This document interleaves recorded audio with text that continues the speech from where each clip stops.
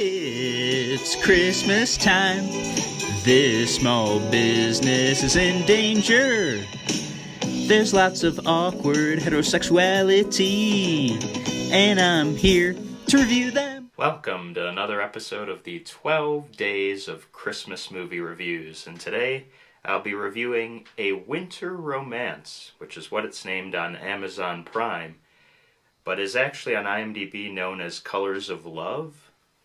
We'll get to that in a second. A Winter Romance, or Colors of Love, stars Jessica Lowndes and Chad Michael Murray. Jessica Lowndes plays Taylor, a librarian in Seattle, and at the beginning of the film she loses her job due to budget cuts. So her brother Craig, who lives in a small town in Montana, who, despite the fact they've said it numerous times in the movie, I've completely forgot, Fielding Rock, or whatever the hell it was called, small town in Montana, calls her up and says, come and visit. So she decides, okay, I'll take a drive from Seattle to this small town in Montana, visit my brother, his wife, and her niece. So on the way, on the drive, she catches some black ice. This was an amusing part because it just looked ridiculous how the car drove off the road from the ice. But then she's stranded. Can't get any reception here in the middle of nowhere. But then Joel, played by Chad Michael Murray, pulls up in his truck, gives her a ride into town.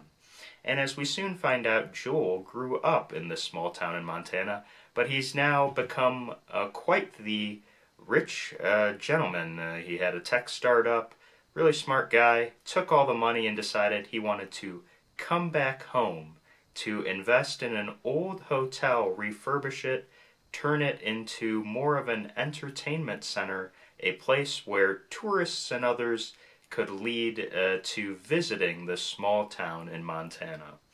Of course, as Taylor arrives, is hitting it off with Joel, she learns from her brother Craig, who works at the hotel, that the townspeople, including him, not a fan of Joel's plans. But of course, she does not know he's speaking about Joel, all this no, as is the case in films like this.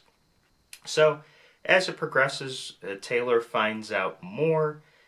Does she want to spark a romance with Joel, now finding out he's responsible for wanting to make tons of changes to a historic hotel?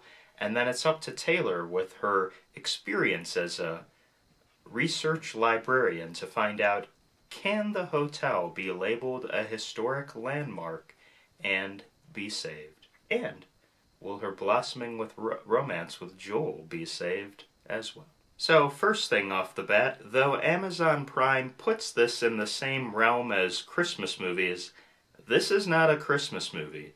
And that is what makes it very strange. First of all, as I mentioned on IMDb, it's called Colors of Love, which seems more appropriate than A Winter Romance, because all of the happenings in the setting take place in the fall.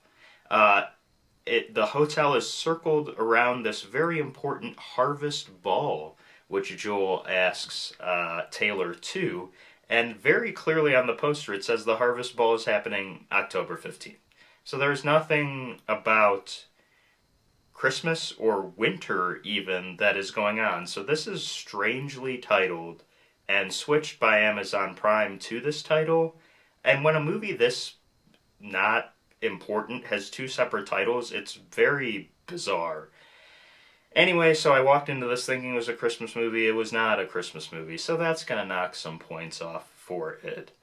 And then strangely, there was still a lot of festivities and lights, but not Christmas lights, but maybe they were trying to be like Christmas. I don't know. It was a very fall-oriented movie that was titled A Winter Romance. Extremely bizarre. Nevertheless, for the genre, it still did well.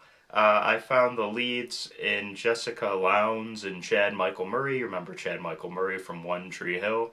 They did a good enough job. They hammed it up without hamming it up so far that it was annoying. There wasn't anything particularly funny other than her car screeching off the road. I didn't call me dark, but that was amusing. But it was just a very traditional example of this kind of genre of movie but really bizarre that it didn't actually take place in Christmas time, which would have been more fitting than the Montana setting for the fall. And I don't know who this is marketed to, or it's just such a Christmas movie that's taking place in autumn for whatever reason. Also, this is a small town in Montana. If that's the case, this is the most progressive small town in Montana I've ever seen, which is nice for the sake of the movie, but not the sake of perhaps reality. The husband, or excuse me, the wife of the brother character, Craig, in this movie is a black woman, which is fantastic. And so their daughter is biracial, even better. But this woman grew up in the town and apparently really loved it. So that's weird that a small town where you look like you're probably pretty much the only black woman loves it. This is covering up the realities of rural America, which there would be more racism, to be honest. Just being honest with you. Nevertheless, yeah, it just seems like an extremely progressive small town because even the city council that they air their grievances about this hotel to, 2 out of 3 members are black. Other than the council members and his wife, I saw no other black people really. So really strange dynamic to the small town setup here in this Montana small town. Nevertheless, beyond that, fine enough generic movie. It'll entertain you. It is good in that sense. But it's not a Christmas movie, so I got duped by Amazon Prime. So whatever, if anybody stumbles upon this, I don't know. So on a scale of 1 partridge in a pear tree to 12 drummers drumming, even though this isn't a Christmas movie and I'll knock it off that, why am I even rating it? Should I not rate it? Well, if I rated it, it would be 7... 7? Yeah, we don't even know, because it's not a Christmas movie.